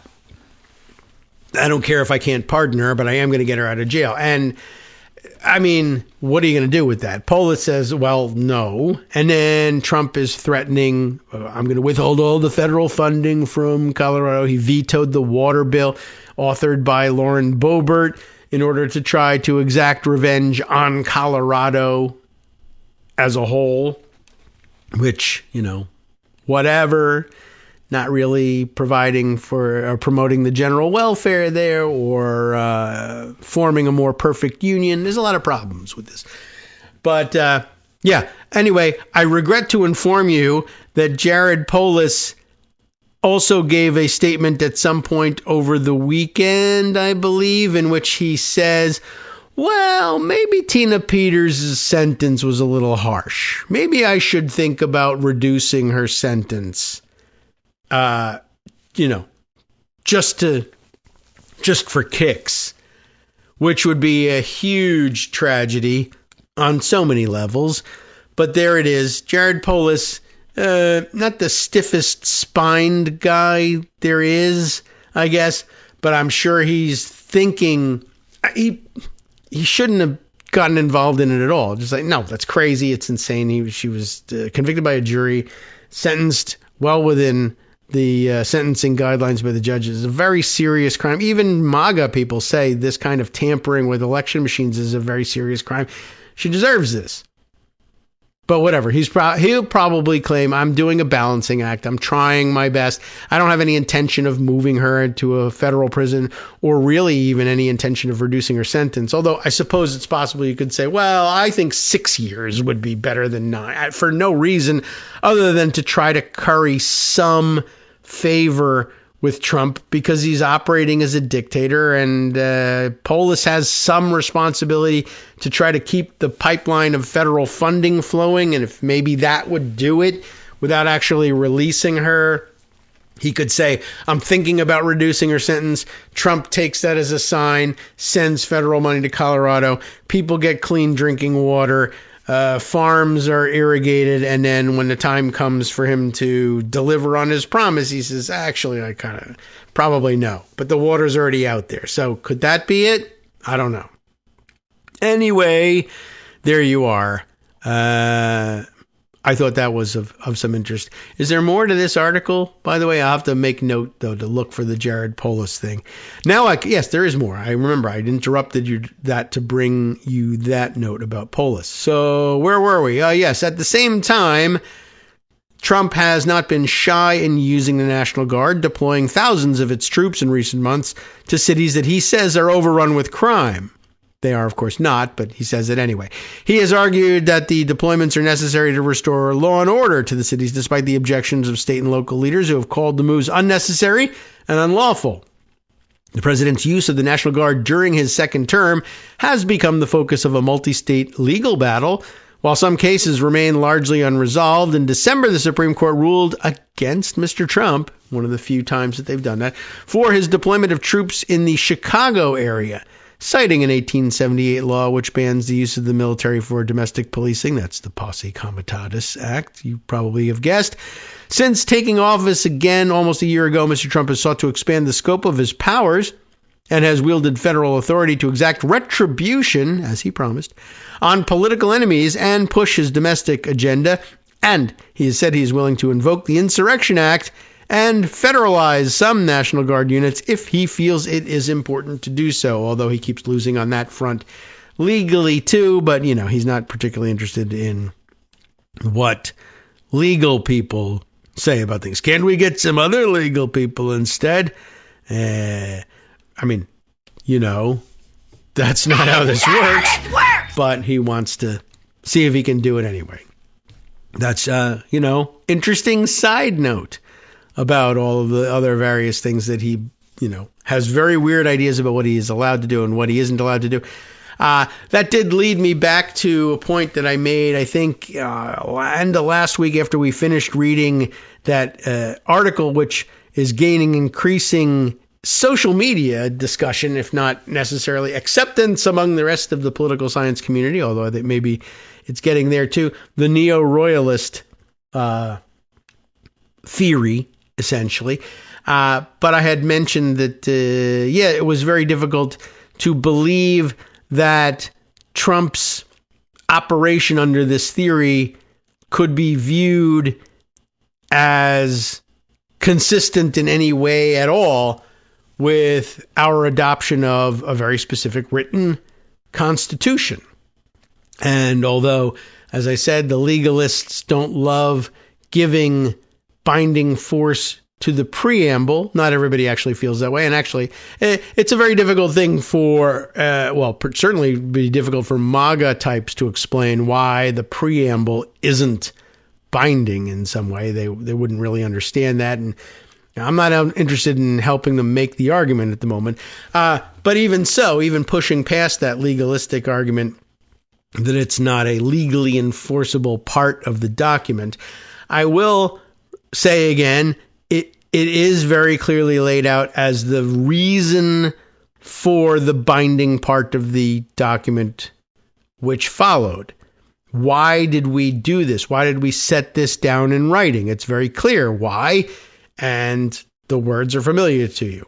And over the weekend, I was thinking about all the ways in which he has ignored and violated all of those reasons. There are, in fact, of course, supposedly legally binding sections of the text itself, of the body of the Constitution that he's violated all over the place. But just breaking down all the reasons he's violating and ignoring all of the reasons for even having a written Constitution. And you remember what they are, and there are plenty of examples, and I can give them to you, and you can give them to me off the top of your head. I won't even go back and look at the posts on Blue Sky that I put together. I imagine those same examples will come to mind, but the preamble, of course, insisting that the reason that we do ordain and establish this Constitution And who are the we? We the people. Yes, all of that and all sorts of interesting lessons to be drawn from that. Why do it? In order to form a more perfect union. How are we doing on the more perfect union when Trump daily threatens to withhold all federal funding from, quote unquote, blue states, places where he has a disagreement with a politician of any level who comes from that state, whether it's the governor, a member of Congress from a small or large corner of that state, it doesn't matter. He's threatening the funding of all kinds, not just in the area in which he's created controversy either. Sometimes it's every single bit of federal funding. Plus, I'm going to send the National Guard to your state and disrupt it as well. How are we doing on forming the more perfect union? I would say very poorly on that front. We were doing okay with it until our 250th year and or 249th year, I guess. And now that seems to be out the window. But it's not just that. So in order to form a more perfect union, establish justice. Hello. I mean, come on. A crazier and crazier pardon is announced every single day. Pardoning all January 6th insurrectionists. Essentially declaring himself the final authority without need of Congress for taxation laws. The tariffs, I'll just impose them unilaterally, and I will give special dispensation to my friends, very neo-royalist of him. You don't have to be subject to these tariffs if you do something for me that I like. That's not quite as big a deal necessarily as some of these ridiculous pardons that he's done. But there's no establishment of justice going on either, and not just for him establishing justice. I'm immune from everything. Anyway, I guess he could argue, well, it's not me, it's the Supreme Court, see, in that case. But the pardons, he does have the constitutional power to issue those pardons, but remember, the assumption is that he's doing it for all of the other reasons enumerated in the preamble to the Constitution too. So, more perfect union, out the window. Establish justice, out the window. Ensure domestic tranquility. Well, this weekend has been a hell of a demonstration of his ability in ensuring domestic tranquility. They are snatching citizens off the street, shooting protesters in the street, firing tear gas into people's faces, hitting people over the head, knocking them to the ground. The ICE agents and Border Patrol agents are out there jumping in front of people's cars in order to create confrontation. I mean, that's what happened in Renee Good's case. And by the way, I did see something, more notes to self here. I'll see if I can dig it up, but I saw somebody posting on Blue Sky that they had an article from back in 2014, which of course would predate Trump's first term even, that Border Patrol agents were becoming notorious for purposefully positioning themselves in front of cars, which is in violation of all sorts of police protocols, even their protocols for their own safety, not to mention the de-escalation angle. But that they're basically positioning themselves in front of cars in order to create the opportunity for them to say, I fear for my life. It looked to me like the person was going to run me over with their car, weaponize their vehicle so I can shoot at them now. And this has been a long-standing practice. 10 plus years they've been doing this. It wasn't even invented by the Trump weirdos. But there you have it. I thought that was of some interest. So ensuring domestic tranquility, not going great either. There are protests all over the place. And the supposed law enforcement officers, who are, I think, better understood as content farmers, making hot viral videos at the demand of the White House, are making sure that there's no possibility for domestic tranquility. By the way, the memo must have gone out over the weekend. There are 3 examples I've seen people cite to, 2 of which I can actually find evidence of. But apparently there's a third one floating around there as well, that the content farmers posing as law enforcement officers, I guess, have been told to tell people directly in these words when they are protesting, you're obstructing our law enforcement efforts here. That is against the law. You will be arrested. But in particular, to say, did you not learn a lesson from what happened the other day, meaning the shooting of Renee Good? And what a veiled threat that is, right? Have you not learned a lesson? That person got shot and killed. You too will be shot and killed. I will create a situation here that I will claim endangered my life and kill you. And maybe you'll be right. You weren't endangering my life. Maybe I'll be wrong. My life wasn't in danger, but you'll be dead. So what do I care? And of course, any damages that are paid to your family will come out of not my pocket, but of the federal government's. But they won't even get that far because you'll all be arrested for filing suit. So ensuring domestic tranquility not going particularly well either. Let me now another note. I have to grab those. Have you not learned? Have you not learned your lesson videos? I've seen at least 2 separate incidents in which agents have said that. One, of course, then ended. The first one I saw ended with the agent then smacking the phone that was recording it out of the person's hand as well. So, not great for domestic tranquility. Provide for the common defense. Well, not doing so hot with that one either. The military that's supposed to be providing for your common defense is blowing up boats in the Caribbean, invading Venezuela, threatening Greenland, and being dispatched on the daily to your cities where Trump thinks there are fewer and fewer Trump voters, so I might as well terrorize those cities with military occupation, domestic military occupation.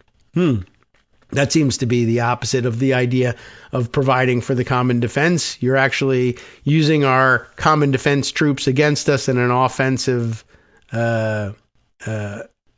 campaign targeting your political enemies. That one's not going so great either. Promote the general welfare we discussed just the other day. And in the context of Trump's enormous corruption, accepting gifts of gold crowns from other countries, flying palace private jets, investments, quote unquote investments in his cryptocurrency schemes from other sovereign wealth funds, all of these things. Plus, of course, insisting on the annexation of Greenland for his own personal glory as opposed to for the general welfare of the United States, for instance. All of these things falling by the wayside. So establishing justice, ensuring domestic tranquility, providing for the common defense, promote the general welfare, and, of course, securing the blessings of liberty to ourselves and our posterity, unless they were born as anchor babies, in which case screw your posterity. But securing the blessings of liberty, and of course we now live in a show us your papers regime, where if you are black or brown, they're going to demand your ID and then tell you to your face as they arrest you that your ID is fake. So much for the blessings of liberty, let alone for ourselves, or never mind the posterity. All right. So, it's problematic, to say the least. And I don't know what would be the proper term for this. Anti-constitutional, or is it just a-constitutional? And what's the difference between those two prefixes? I could probably outline it if I gave it some thought, but I'm not certain which one it actually is. I mean, it just rejects the idea of obeying a written constitution entirely right from the outset. Anyway, he's sorry he didn't seize those voting machines, everybody. Okay, let's see.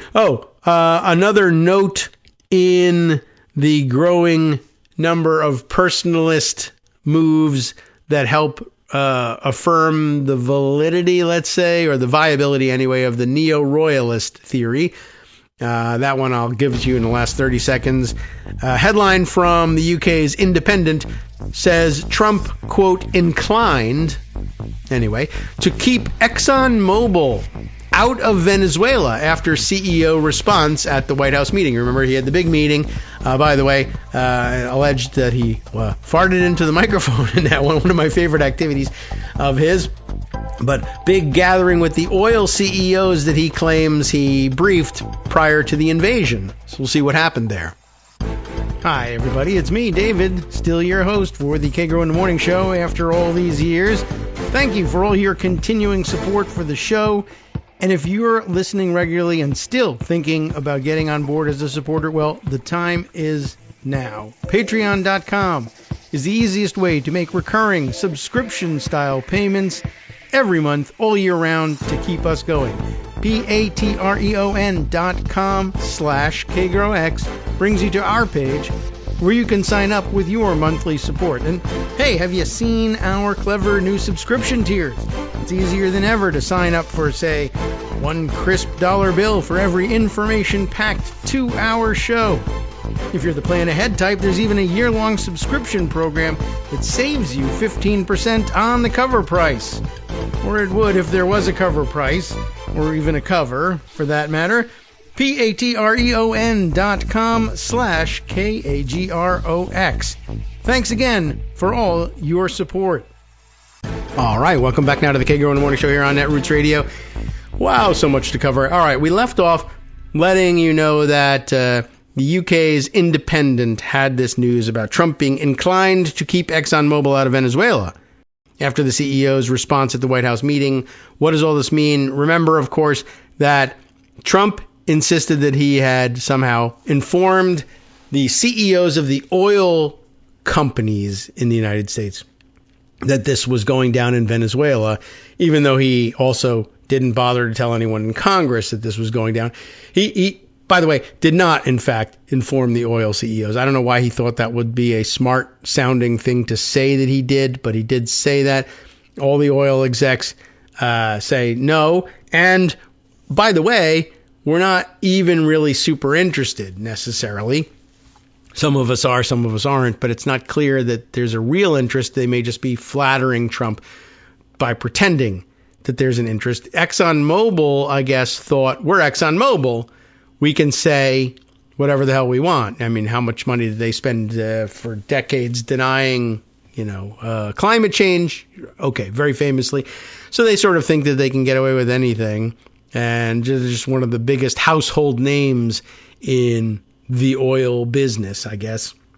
And I guess they thought that counted for more with Trump. So they were then honest about the fact that, well, you remember Greg outlining the story about Venezuelan oil being of a particular type, which is difficult and expensive to process and doesn't yield a tremendous profit as a result when you turn it into consumable product like gasoline or anything else for use in the United States. And ExxonMobil basically saying, not only, everybody now saying, no, you didn't brief us ahead of time. But the idea of briefing them was, well, I'm going to steal all their oil and then I'll give it away as favors, like neo-royalists will, to my friends in the oil community. Remember, of course, he's trying to raise money directly from them, not only for his ballroom, but prior to the ballroom as an excuse for raising money, there was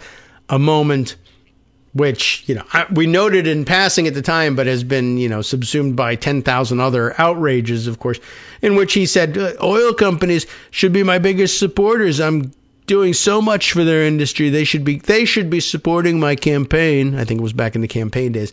They should give me $1 billion. They should get to put $1 billion into my campaign coffers because of how much money I'm going to make them. It was pretty open. And now, of course, I'm stealing the oil in Venezuela to give to you for having given me $1 billion during the campaign. But he hosted this, gathering of some kind in the White House. And as I mentioned, Scott knows where my interests lie on this. He sent me a video clip in which it was alleged, and we're only alleging it here because, you're innocent until proven guilty in this country, of the crime of farting in public. We have one of my favorite little clips in which I don't have good audio of him doing that, and I'm waiting for really good, clear audio of Trump farting. But one of his favorite techniques, I think, is to talk over it and, ignore it and have everybody looking at each other. Did they hear what I thought I heard? My favorite clip so far has been the one during his call to Brad Raffensperger, in which, he casually lets one go into his leatherette chair and it reverberates off the surface, picked up on the telephone and, of course, recorded for posterity.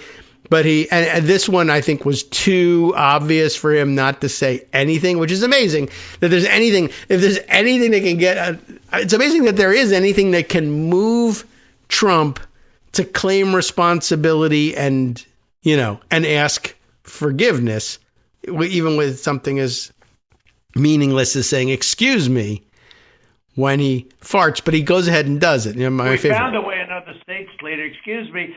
We found a way another state's later. You heard that one. Anyway, that one's pretty clear. The one that I got from Scott lately, I didn't put it up because, to me, it struck me immediately as the sound of a chair scraping across a floor surface more than anything else. But at first I was in doubt because I thought that this meeting, the room was carpeted, but apparently where the chairs were, I think is not carpeted. Because I got another clip of Trump that was circulating online in which, in the middle of the meeting, he gets up and wanders away to look out the window at what he says is the construction site where the ballroom is going up. It's not obvious from that view that anything is going on outside at all, but he's reminded in the middle of his remarks of the ballroom somehow. I don't know whether really he said anything that actually works that way or not, but he got up and he says, actually, I just want to take a look, everybody. And then he goes and he stands at the window, middle of the conference, turns his back on everybody and looks out the window and says, wow. And then says that the door, window, whatever, there's a window in the door. There's a door there. And he says, this is the door to the ballroom. Is it? I don't know. Is he lying? Is he fantasizing? I have no idea. But wow, going to be so beautiful. And everybody, ha ha ha. Yes, sir, whatever. In fact, there's a moment as he gets up and walks away. J.D. Vance and Marco Rubio, who flank him in this setup of the chairs. Another note to self to go and find this thing. But he gets up and walks away, and Vance and Rubio less so. Vance, though, does this weird grin that people interpreted as like, him smiling like, okay, here's me pretending this is normal. It's either that or it's a knowing glance maybe to Marco Rubio, who he doesn't get along with or anything.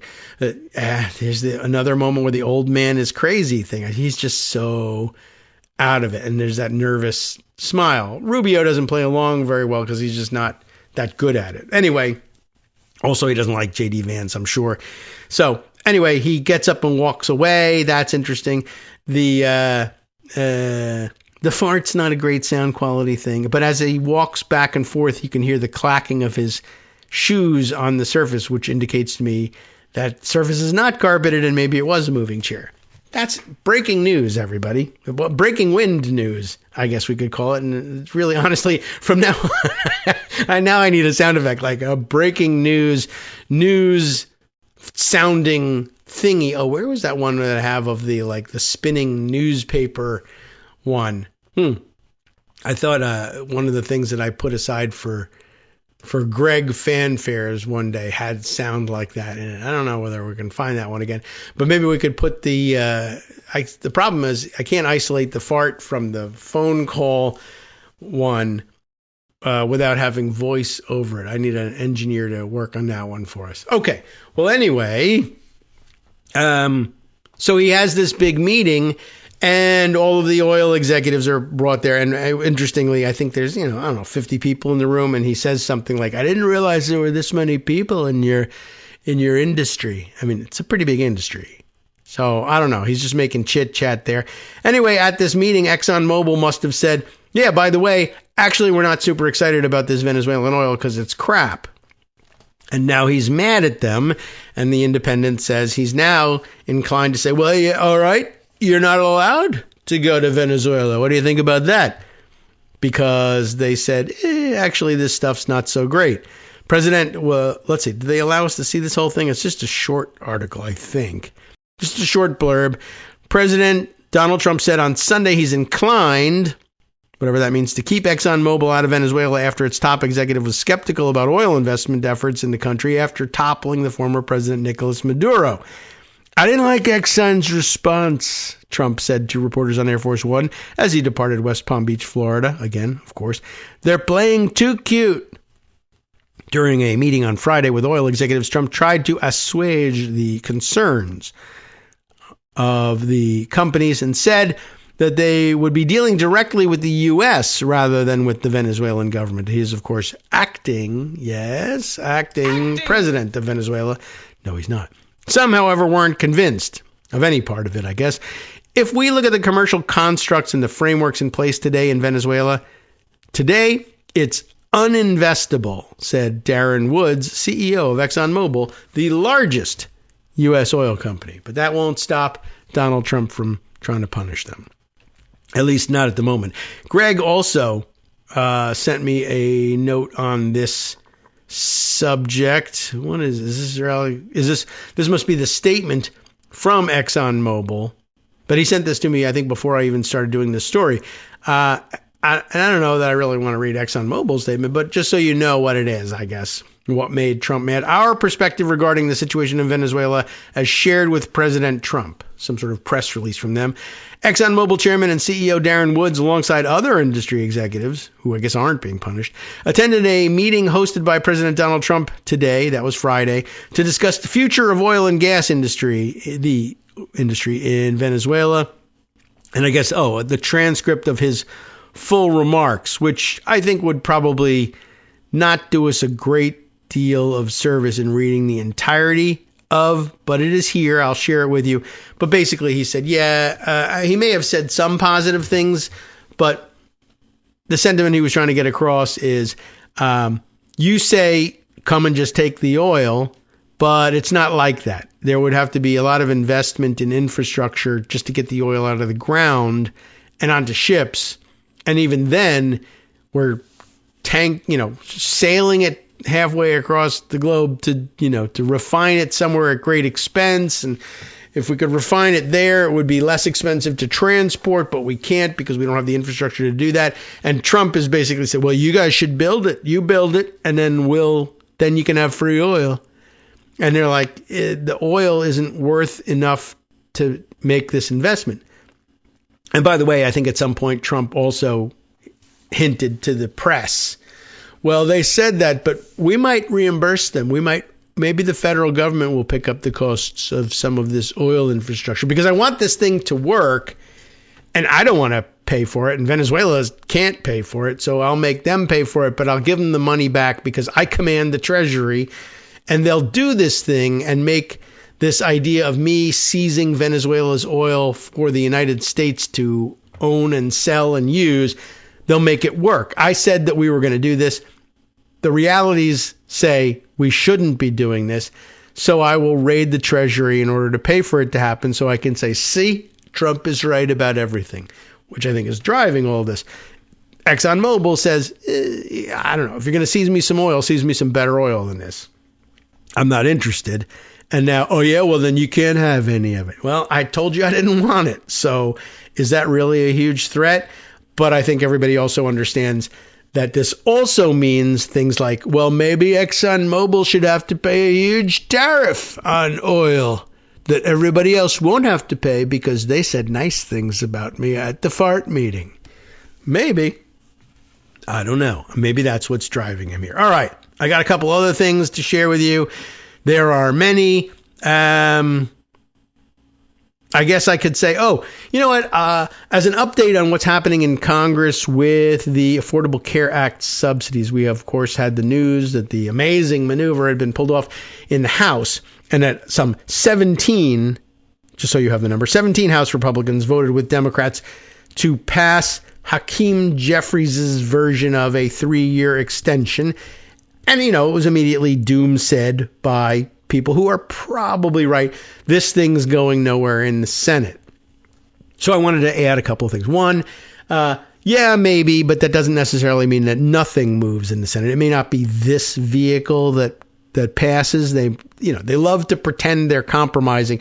Even when they're not compromising, they feel like they need to announce, when you come to the Senate, we're not in the business of accepting what the House has to say, no matter how good it is. And if 3 years is the number that we want and the House passed it, then we're going to make it 3 years in 1 day, or 2 years and 364 days and 23 hours. They do that sometimes just to change things. It's very petty. It's silly, but it's one of the games that gets played out there. But, more realistically, they'll probably be saying, well, you know how it is with the 60 votes here, and we're not certain, we can't do it with a bare majority. You can, but, if they choose to filibuster it or choose to threaten to filibuster it, or sometimes people just say, I assume you're going to filibuster it, so I feel like it can't go forward without 60 votes. Getting to 60 in the Senate is, harder than getting even 17 additional votes. It's not the same percentage, right? 60% of the Senate is a lot more, and you have to affirmatively get those 60. You can't just win by that margin or whatever. So who knows? They're going to negotiate. They're going to try and do something. Now, as it turns out, so Trump has issued a veto threat. Even if you do find something that makes it through the Senate, and the Senate and House both agree on it, I'm thinking I might veto any move to extend ACA subsidies, because I hate Obamacare, and part of his retribution promise is he's going to get rid of it, even though the people he promised it to no longer want it gotten rid of. But never mind all of that. Very often presidents will issue a warning like that in the hopes that it will be received in whichever house is still working on things, but generally speaking in the Senate, that they'll say, well, it's going to be tough enough to get to 60, but now I'm not going to do it because the president has signaled he really doesn't want this thing to happen. And I don't want to be against him on that. And what's the point? And I'm going to vote no on this. 1, to support the president who's from my party. 2, to spare him the indignity, I guess, of having to veto it, but that's not an issue with Trump, indignity. But 3, they may say, if the whole thing's doomed, I don't even want to get into it. Now, I'm not a big supporter of things that aren't going anywhere. But Charles Gaba, Brain Rap, made a, I think, astute observation in saying, I'm not sure that Trump's veto threat has that same effect. I mean, it may, kill the renewal in the end, and it may do it in a way that he's fine with. But what Charles was saying here was, if Trump says, no matter what happens, I'm going to veto it, and they are under pressure, even Republicans under pressure, to go on record as voting for extension of the subsidies, at least to some extent, like Murdery Trader Greene did before she, insisted that she wanted to do before she resigned and did nothing. You could say, well, if Republican policy is, as defined by the president and the head of our party at the moment, not to extend these things, but I'm under pressure to extend them, I could vote to pass it in the Senate, knowing that in the end, he's going to veto it anyway. So it's not my fault that it was vetoed. I voted for it, but I can wink, behind closed doors at the president and say, well, I voted for it not in opposition to you, but because I knew you were going to undo it. And I won't vote to override your veto. Even if I did vote to override your veto, we probably wouldn't get enough Republicans together to do it. So you're going to get the policy outcome you want. And with midterm elections coming up, and perhaps I'm even running in those midterm elections, my plan, you tell him behind closed doors, Mr. President, is not to oppose you, but to say I independently voted against you in the interest of my constituents. But hey, politics being what they are, the thing got vetoed, and maybe the president knows best, but I did my best for you, and it's not my fault that you no longer have subsidies. Charles's observation, I think, is a good one. I'm not certain that lowers the vote count in the Senate. And I think I'm inclined to give some credence to that theory. That's a good idea. Good thinking, I think. All right. Among the other things that I have in store for you, let's see. There's the news that everything Trump touches dies. Here's the latest entry in that file. The New York Times report, although I probably should have gone to the Washington Post on this one because it's a local story, like Connecticut. D.C. is a local story for me. But the Washington National Opera is leaving the Kennedy Center, which is okay because there is no Kennedy Center anymore. It's the Trump Kennedy Center, right? No, it's not. But they're leaving the Kennedy Center. This is important for reasons. It's a prestige thing. To the extent that Trump is interested in the Kennedy Center because of it being a prestige thing, they've got an opera company that calls the place its home and has for some 50 years. It's opera. You can sing it elsewhere. But they're sort of it's like when anchor stores leave a mall, I guess. It's a bad analogy for you. But Washington National Opera leaving the Kennedy Center, the opera, which has performed at the Arts Center since 1971, was concerned about declines in attendance and donations during President Trump's second term. He's ruining it for everybody. Nobody wants to go there anymore. Nobody wants to hear, they all want to hear the opera, but they don't want to hear it in the Trump Kennedy Center. So if they're not buying tickets, they can't pay the singers or the orchestra or the various other hands that help put on the show, and it becomes difficult. Where are they going to go from here? I don't know. I don't know what other options are available to them, but, well, maybe they know. Adam Nagorny reported it for the New York Times. Maybe he found out, but they announced this on Friday. They are, as they put it here, abandoning the hall where the opera, has played since 1971, and perhaps the largest artistic, or if you give it enough New York accent, autistic, but no, we mean artistic rebuke yet to President Trump's campaign to remake the Kennedy Center in his image. The opera company is seeking to sever its ties with the Kennedy Center after a tumultuous year in which both groups have faced cancellations by artists, empty seats, and the retrenchment of donors protesting Trump's intervention. Within weeks of beginning his second term, the president named himself chairman of the center, installed a political ally, Richard Grinnell, as its executive director, while filling its board with supporters. A resolution to leave was approved by the opera's board of trustees on Friday. They said in a statement that it would seek an amicable early termination of its affiliation agreement with the Kennedy Center and resume operations as a fully independent nonprofit entity. So, interesting. Let's see. It says opera officials said that new sites in Washington have been lined up, but no leases have been signed. They declined to name those venues. Of course, they'll be retaliated against by Trump. Golly, it sounds so interesting. And I wish we could sing it in operatic style.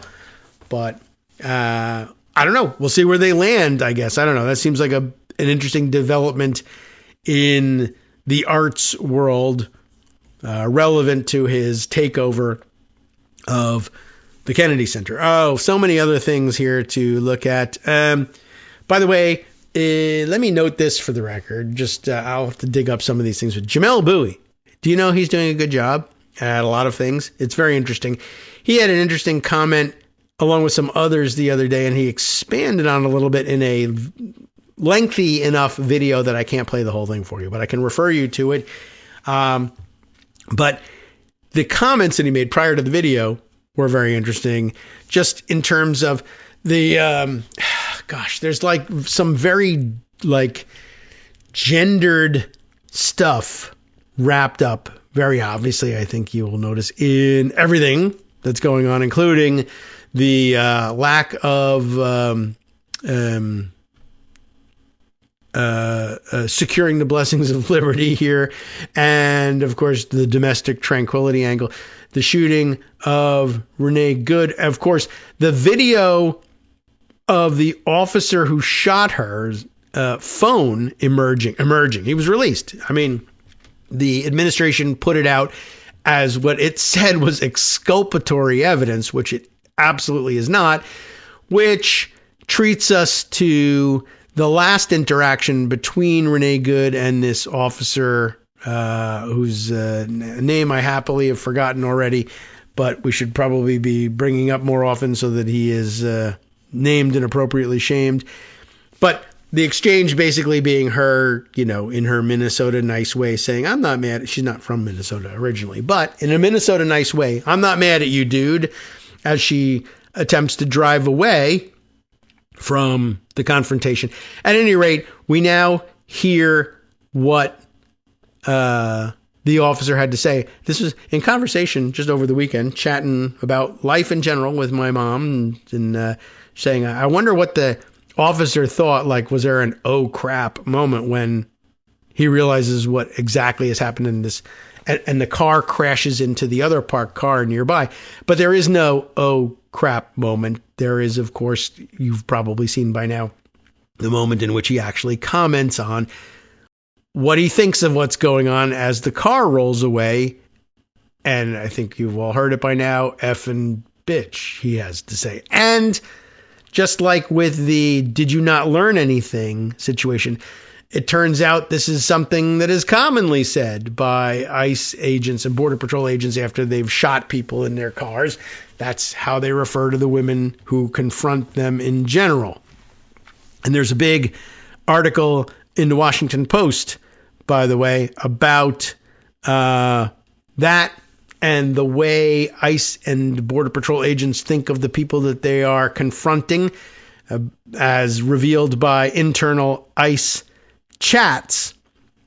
Although these chats are actually offered up by the Washington Post for the support of my own, well, not for my theory, but for their theory, but my theory seems to agree, that yes, internally, when ICE agents talk to one another, they acknowledge we are out there on a mission to produce content for the White House. That insatiable demand by the White House and the departments under their command, which is to say all of them, for this content so that we can put on a national propaganda campaign that makes it look like we're doing this everywhere and resistance is futile, as they say. Now, Jamel Bowie was saying there's a very gendered aspect to this, that they confront women in particular more harshly, that they say these things about them after they shoot them, though they're not limiting their shooting to women by any means. But he was sort of pointing out it's ironic in a way, although I think it's purposeful also, and I think he'd say so too, that conservatives in particular snort at the notion of gender studies. It's a stupid and useless pursuit in elite liberal colleges, and it ought to be gotten rid of, and anybody who would indulge it is a social justice warrior and an idiot, and a libtard, as they like to say. But in fact, there's, it's undefeated in its explanation for the motivations. It's such a great analytical framework, as it turns out, because so much of what they do is so gendered, that they're the men and everybody who's against them are the women. And that's bad because they have a very terrible view of gender and they don't really understand it themselves, but the gender studies people do. But actually, he put out a very interesting video about that and 1.5 million other things in which he does a tremendous job in analyzing. And I don't think I can summarize them all right now. I don't even know which of these windows has got it up, but I'll share it with you.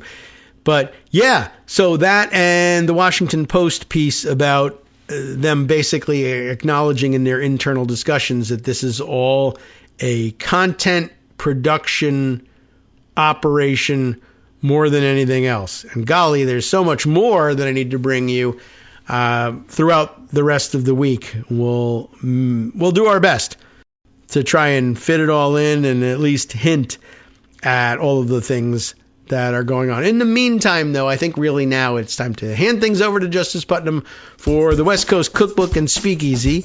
And it's a good bet that, I don't know, we'll say 6 to 10 other stories that we've had to ignore or have not given you enough detail on yet that he will fill you in on. Let me see what he's got on tap for you. He tells me every day. So let's take a look. Well, let's see. First up, Trump has ordered his DOJ to go totally dark into the release of information about his dark past, as the entire DOJ is now complicit in the violation of federal law. Yes, that means the Epstein files. Of course it does. On the rest of the menu, as he likes to say, officers with the Portland, Oregon Police Bureau have been reassigned, one officer anyway, after he was captured on film agreeing that he would shoot Renee Good in the face, no questions asked. So it's a bit of a thing among these guys.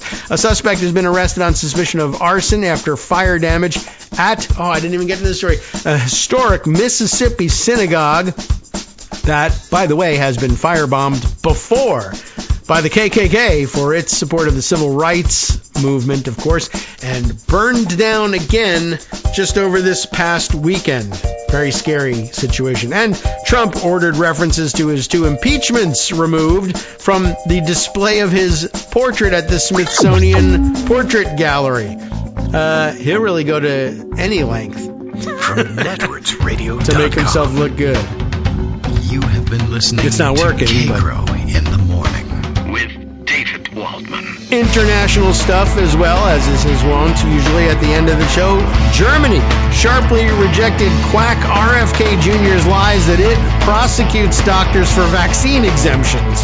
And Malaysia and Indonesia become the first countries to block Musk's Grok over sexualized AI images. Leave it to them, I guess. We'll see you tomorrow.